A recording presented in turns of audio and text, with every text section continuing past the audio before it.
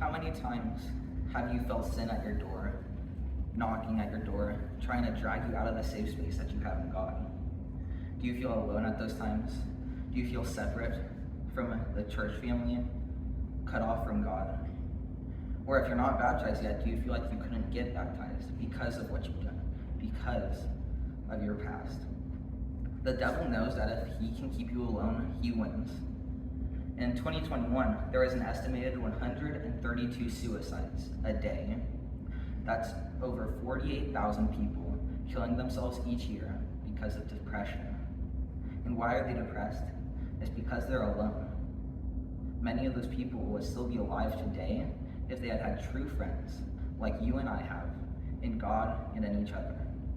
That's why today I want to talk about 3 things with you. The first thing I want to talk about is no matter what you've done, you can come to God. Look in Romans chapter 11, starting in verse 11. It says, "I say then, have they stumbled that they should fall? Certainly not. But through their fall, to provoke them to jealousy, salvation has come to the Gentiles." Then, in verses 17 through 20, "And if some of the branches were broken off, and you, being a wild olive tree, were grafted in among them, and with them became a partaker of the root and fatness of the olive tree, do not boast against the branches. But if you do boast, remember that you do not support the roots, but the root supports you.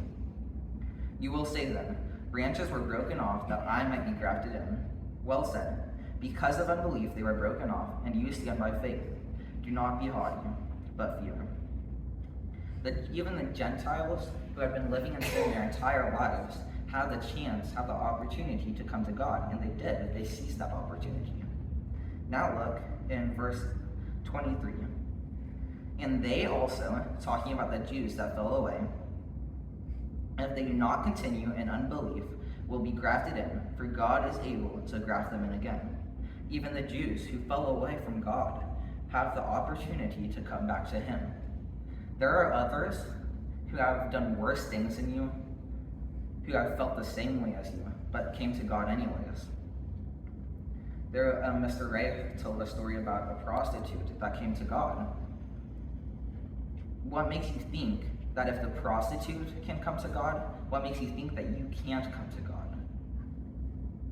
In Acts chapter 9, verses 1 and 2, then Paul is traveling to Damascus with letters that are allowing him to drag male and female Christians out of their homes and persecute you, imprison them, and kill them.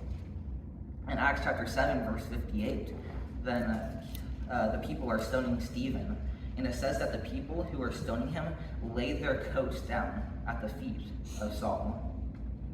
But now look in 1 Corinthians chapter 15. 1 Corinthians chapter 15, starting in verse 9, Paul says, "For I am the least of the apostles, who am not worthy to be called an apostle, because I persecuted the church of God." Paul was not worthy.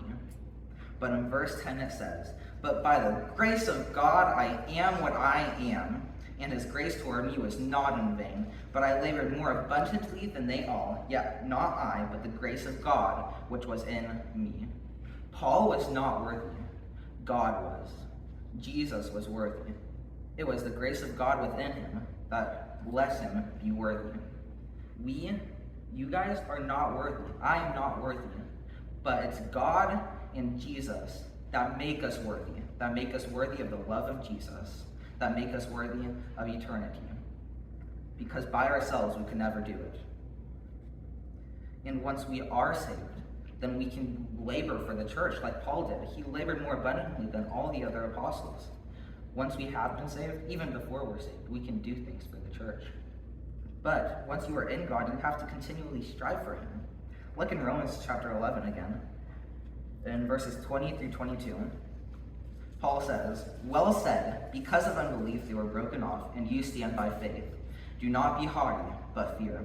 For if God did not spare the natural branches, he may not spare you either. Therefore consider the goodness and severity of God on those who fell, severity, but toward you goodness, if you continue in his goodness. Otherwise you also will be cut off." If you do not continually strive for God and to get better, then you will grow weak. Look at working out. If you work really hard to get a good physique, but then you stop working, what will happen? You'll get weak. You'll lose the physique. I don't know how many of you guys know about this, but a tornado came through Enid 2 months ago, something like that. And it blew over our house, and it blew off a bunch of branches off of our trees. I want you to picture this. The tornado is the devil. The tree is God, and the branches are us, the church. The devil is coming. He is trying to take us away from God, to blow us off of our tree. And if you do not hold strong, if you do not continually strive for God and work out your faith in Him, then He will succeed in pulling you off. But how can you keep strong? How can you keep from falling off? Well, it's almost like God knew that this was going to happen. He's given us resources to help us. He's given us the Bible. In the Bible, we see we are not alone. God is with us. Others have felt the same way as us, having done worse things than us, and yet still come to God. Then we have our church family. God has given us each other. He's given us a spiritual family to share our burden with each other. And then the most important thing that we have is God. What a friend we have in Jesus, all our sins and griefs to bear. God is our ultimate friend. We can go to Him with all our struggles, with all our sins. Prayer is the most powerful thing that a human can do. So if you have struggled with any of these things, if you struggle with feeling alone, feeling like you're not worthy, feeling like you're not good enough, talk to someone. Talk to someone you trust. Talk to your friend. And most importantly, talk to God.